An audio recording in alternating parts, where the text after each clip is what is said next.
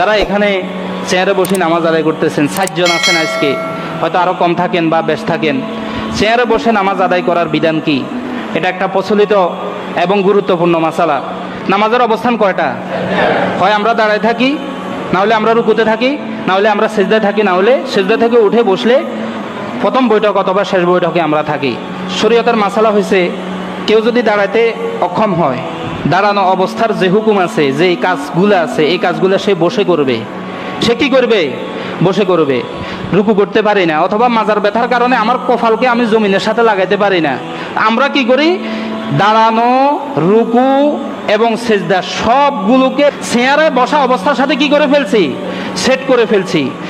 বিগত 10 বছর, 20 বছর, 30 বছর আগে এভাবে মসজিদে চেয়ার ছিল? সাহাবায়ে কেরাম অসুস্থতার কারণে কি চেয়ারে বসে নামাজ আদায় করছেন? যুগ পরম্পরায় এ পর্যন্ত মসজিদে চেয়ার ছিল না, ইবাদত চেয়ারের সাথে হয় না, নামাজ চেয়ারে আদায় হয় না। দাঁড়িয়ে না পড়তে পারলে বসে করবেন, বসে পড়তে না পারলে শুয়ে করবেন, শুয়ে করতে না পারলে, নামাজ আদায় করতে না পারলে আপনি ইশারায় করবেন। পৃথিবীর যে অবস্থায়, যে কারণে, যে অবস্থায় আপনি থাকেন না, ফেলেনের হাওয়ায় বাতাসে উঠতেছেন, বসারও সুযোগ নেই, দাঁড়ানোরও সুযোগ নেই, শোয়ারও সুযোগ নেই, যেভাবে আছেন এভাবে ইশারায় নামাজ আদায় করবেন। সমুদ্রের গহীন তলদেশে আপনি, আমি চলে গেছি যে কোনো কারণে, তখন দাঁড়ানোর সুযোগ নাই, বসার সুযোগ নাই, কোনো কিছু করার সুযোগ নাই, যেভাবে আছেন এভাবে ইশারায় নামাজ আদায় করবেন। সিস্টেম আছে, সিস্টেম কি? কিন্তু চেয়ারে বসে নামাজ আদায় করার সিস্টেম নাই।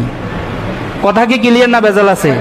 তো হুজুর, আমি এখন চেয়ারে অতটুকু বসবো যতটুকু আমার শারীরিক অক্ষমতা আছে।